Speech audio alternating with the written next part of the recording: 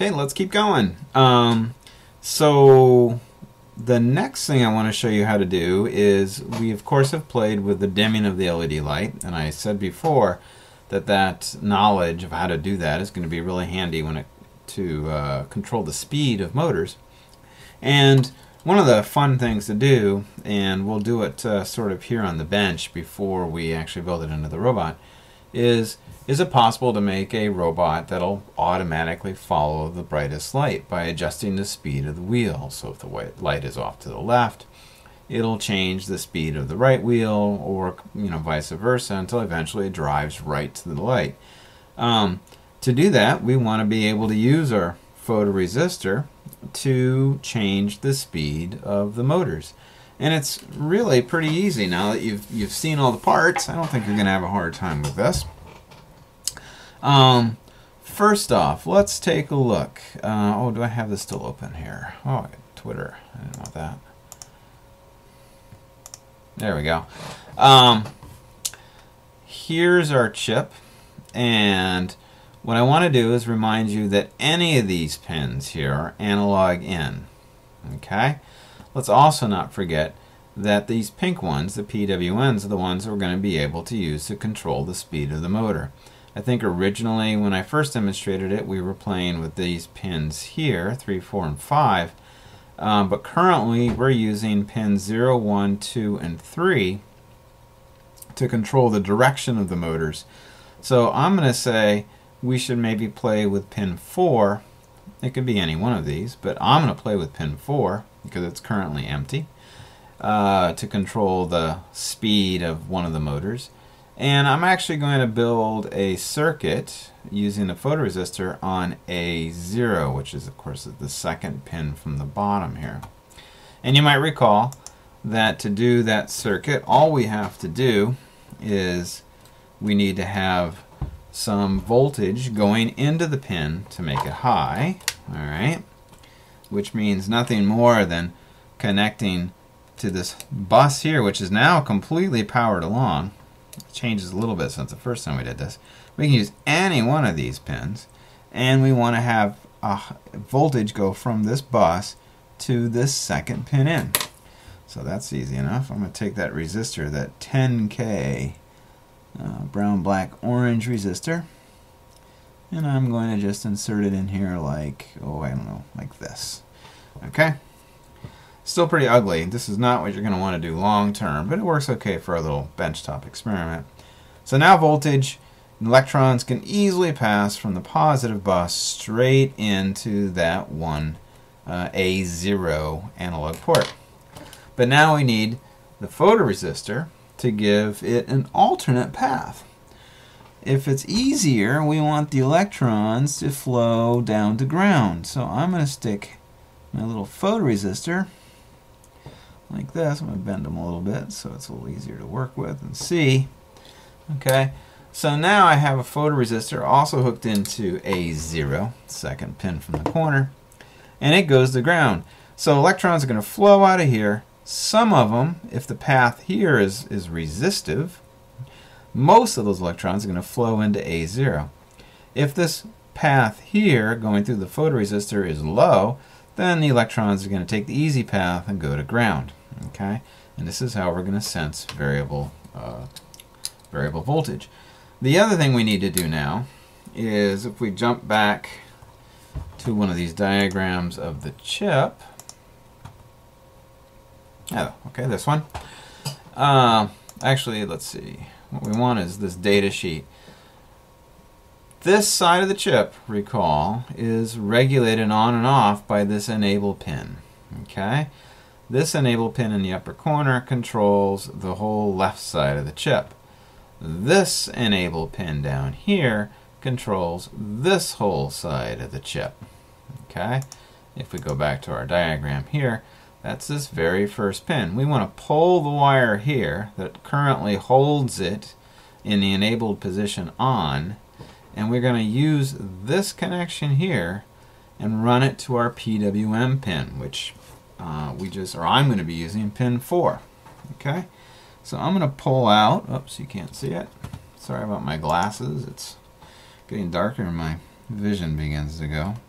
I'm just going to pull this whole wire out. Okay, so now no longer is this side of the chip being held high. And I'm going to take a little jumper wire here, and I'm going to hook it up from here to pin 4. Okay, remember this very first one is ground. That makes it 0, 1, 2, 3. Oh, what did I put it in the wrong one? Okay, first one's ground. 0, 1, 2, 3, 4.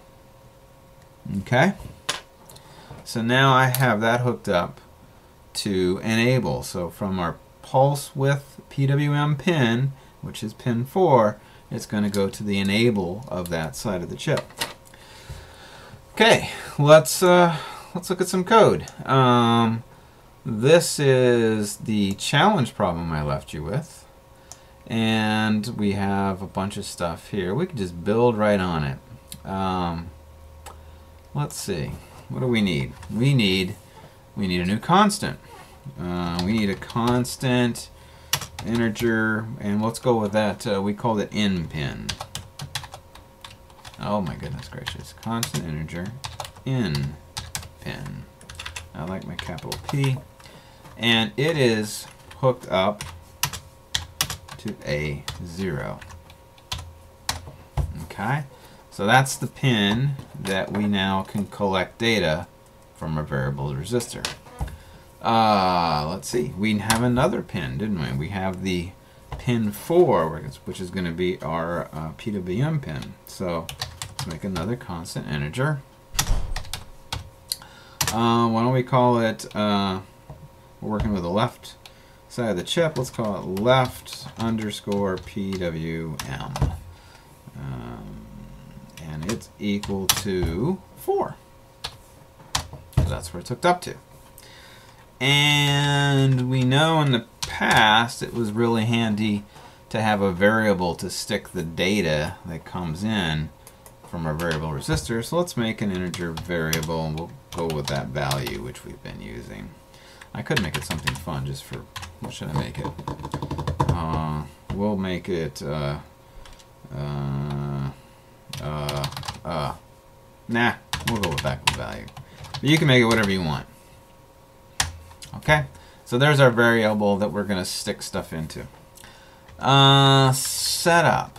Looks like we need to define the pin direction of that pin 4, which was left underscore PWM, and we want it to be an output. Okay. And typically, like I said before, we don't really have to worry about the analog to digitals. It'll figure that one out. I am going to be careful here. I'm going to get rid of, oh, dang it, I'm going to get rid of temporarily this little loop that holds it until we open the serial window. And I'm going to do that with that control /. So now that's temporarily been removed. Let's see. Let's play with, how about if we play with left clockwise? I'm going to copy and paste that. And I'm going to make another subroutine. Let's call it left clockwise underscore PWM, just for this demonstration. Okay. We still want the pin to go the same direction, so you could argue these two things don't change at all. Okay. Because we want that pin to still tell it to go clockwise. But now what we want to do is we want to pull up that old routine to make things fade. So that was, if I recall, a analog, oh my goodness, analog right, and it's going to be the left underscore PWM pin, and ultimately we want it to put out value. I think that's going to be right. Let's check here.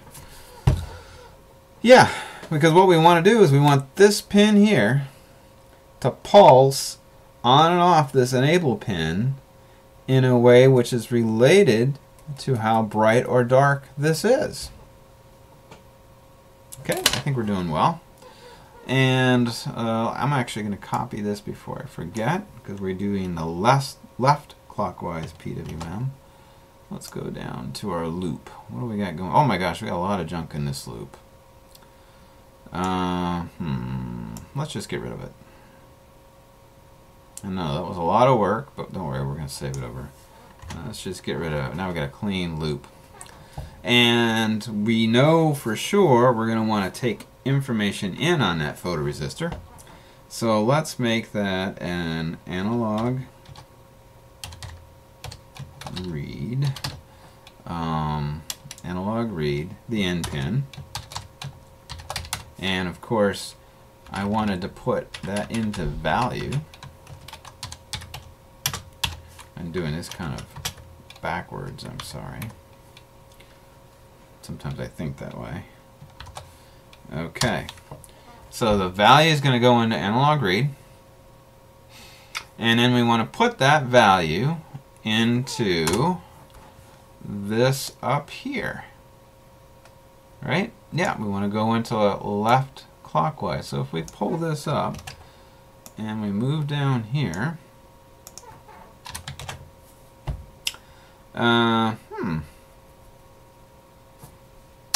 let's see what it does. I think this actually might work. I usually make at least one mistake. Where's my flashlight? Here it is. Oh, okay. I did make a mistake. What did I do? What did I do?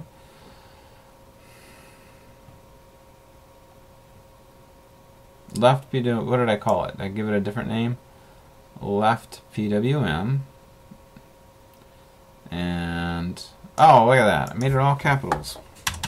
I hate that. So I told you at least make one mistake. Let's try that again.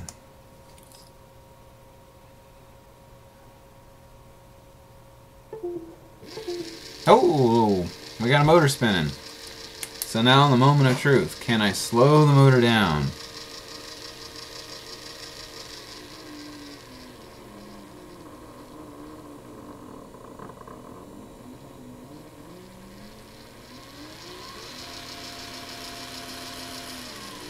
How cool is that, huh?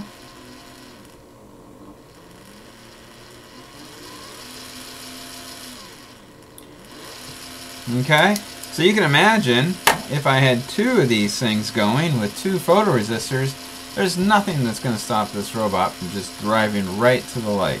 And in fact, I think we'll probably do that here shortly. I'm going to pull up my handy dandy turn everything off routine. Okay, well, I'm going to comment this code, the one we just wrote over here, and then I'm going to save it, and I will see you again here shortly. So make sure you comment your code, but I'll have it someplace so you can check out mine. And I will talk to you again real soon.